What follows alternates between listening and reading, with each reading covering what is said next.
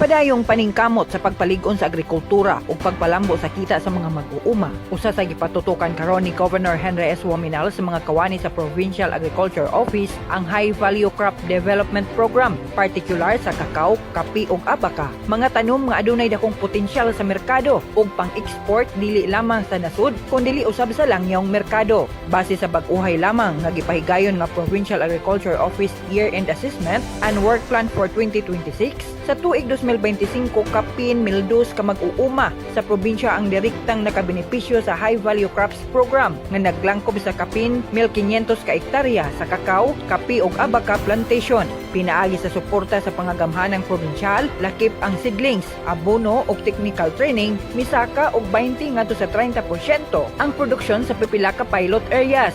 Sa tuig 2026, mas paspas ug mas lawom pa ang plano sa Censo Administration. Lakip niini ang pagpalapad sa rubber, abaka, kakao ug coffee production.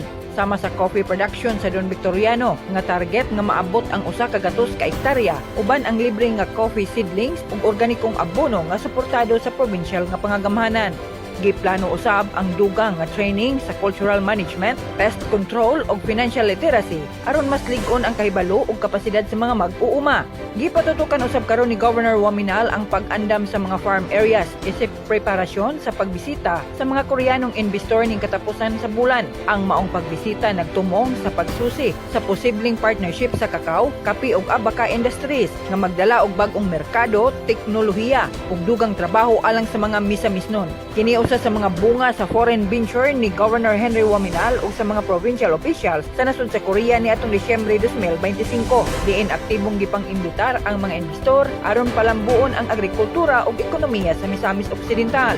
Sa klarong direksyon ug lig-ong liderato ang High Value Crops Program sa Censo Administration nagpasabot og mas lig-on nga kita sa mga mag-uuma, mas halapad nga merkado ug mas malambuong kaugmaon alang sa tanang Misamis-non.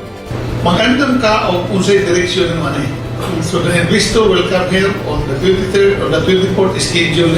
We should be ready kung sa volume sa iyahang process, na